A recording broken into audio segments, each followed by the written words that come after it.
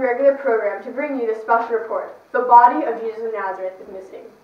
Friday morning, the carpenter turned rabbi from Galilee was tried and convicted by Pontius Pilate and executed by crucifixion. Now, just 3 days later, we have confirmed reports of the body, which was laid in the tomb of a rich man with a large boulder covering his entrance, has gone missing. For more coverage on this special news, this breaking news, we turn to our on-site reporter, Joshua. Joshua, what can you tell us? Well, as you said, Christina, the body of Jesus is missing. The official word coming from the local authorities at the moment is that his body was stolen by his disciples, but there are reasons to doubt those reports. Apparently, before his trial, Jesus had predicted that he would be killed and raised back to life 3 days later. The authorities know about these claims and were concerned that Jesus' disciples might try to steal the body, so they positioned Roman soldiers to guard his tomb. The soldiers have since claimed that they fell asleep while on duty and that somehow a group of Jesus' followers managed to sneak past him in the middle of the night, roll the 2,000-pound stone away, and steal the body. But my confidential inside source on the Sanhedrin tells us that the soldiers were paid off by the local authorities to make up that story. I tried to catch up with those soldiers to get a statement, but the only thing I can get out of them is no comment. My source is unconfirmed, but the really amazing part is that there have been numerous people coming forward claiming to have seen Jesus today with their own eyes. I'm sorry, Joshua. Did you say that people are actually coming forward and claim that they have seen Jesus alive? That's correct, Christina. Dozens of people have already come forward independently and told me that they have witnessed Jesus firsthand.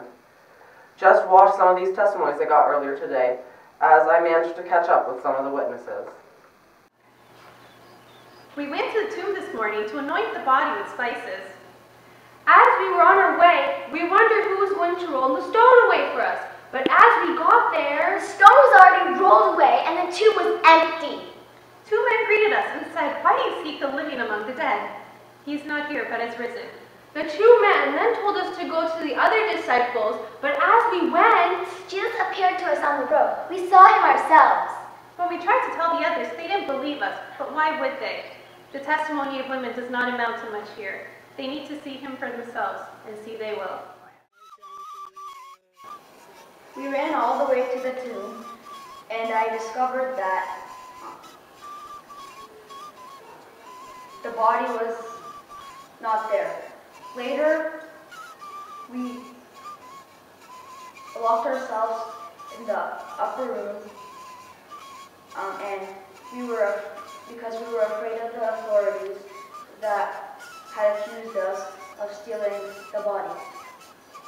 So after suddenly, Jesus appeared behind the locked doors right out of the blue. Joshua, what do you make of all these reports? A person cannot really come back from the dead, right? Well, Christina, these witnesses I have interviewed today are just the tip of the iceberg. Literally hundreds of people have come forward claiming to have seen Jesus with their own eyes. And it's not some ghost either, but an actual physical body. But not everyone is convinced by these reports. Earlier today, I managed to catch up with someone from Jesus' inner circle. His name is Thomas, one of the 12. I was so close to Jesus. He was my dearest friend. I would have died for him. In fact, on one occasion, Peter, James, and John were afraid to go to Jerusalem with Jesus. I stepped up and told them, "Let us also go, that we may die with him." When the other disciples told me that Jesus is raised from the dead, and appeared to them while I was not with them, I refused to believe it. Why would he appear to them and not to me? Doesn't he love me too? I won't believe it until I see him for myself, wounds and all. Christina, I have with me here Caiaphas, the high priest who agreed to answer a few questions. Caiaphas, what do you make of these reports? Well, obviously, they can't be believed. People don't get raised from the dead.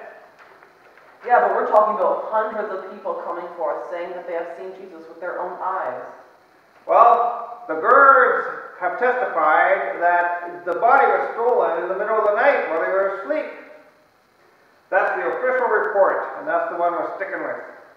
Yes, but most people don't believe them, and none of the guards are open to questioning. Isn't it against the law, punishable by death, for the guards to sleep while on duty? Why have they not been punished? I can't comment on that, but I can say that the rumors of the resurrection were created by women. And you know, you just can't trust the words of women. But doesn't that make it all the more believable? If the disciples stole the body, why would they discredit themselves by making women play the part of first witness? No one will believe them. Listen, I told you the official report. Yes, about that. I have a source on the High Council who has told me in confidence that the soldiers were paid to make up the story that Jesus' body was stolen, and that you are protecting them from the governor. Can you comment on this? No, I can't comment on that. There is no comment. You have the official report. Jesus' body was stolen. Either you're going to be for us, or you're not going to say anything at all. Christina, it remains unclear exactly what transpired here today. But one thing remains clear. The body of Jesus of Nazareth is missing. Was he resurrected, as many eyewitnesses are claiming? Or was his body stolen, as the high priest would have us believe? As for now, there is no way for us to know for sure. Whoa, Jesus! Yes, that's my name. Are you really Jesus? I just finished visiting with my disciples, and this time Thomas was with them. I'm going to tell you the same thing I told Thomas.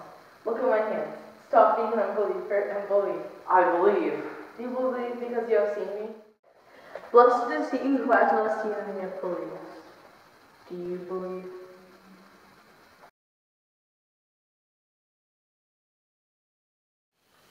Well, there you have it, folks. Jesus of Nazareth has in fact risen from the dead. This is Christina from the Jerusalem Report, signing off and reminding you that after today, the world will never be the same again.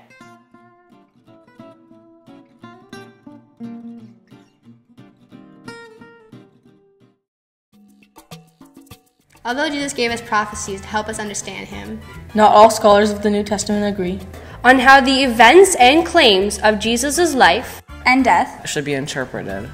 Not only that, but not all scholars agree on what the historical facts of Jesus are. This is because there are many kinds of beliefs that scholars have. Some are atheists. Some believe in non-Christian religion. That's kind of weird. Some are liberal Christians. What is that anyway? And some believe historic Orthodox Christianity. However, when they read about Jesus' resurrection, there are a few facts, the minimal facts, that almost all New Testament scholars agree on. The 6 minimal facts are: 1. That Jesus was crucified. 2. Jesus died on the cross. 3. That Jesus was buried in a tomb. 4. 3 days after Jesus was buried, his tomb was found empty. 5. Many of Jesus' followers believed they saw and spoke with him after Jesus' death. 6. Some of Jesus' enemies even believe they encountered him after his death. Doubting scholars come up with different theories to explain what happened after his crucifixion. There's the swoon theory, the wrong tomb theory. How does that happen? The stolen body theory, the legend theory. Is that like the Da Vinci Code or something? The hallucination theory. That's kind of weird. And the twin substitution theory. How does that happen?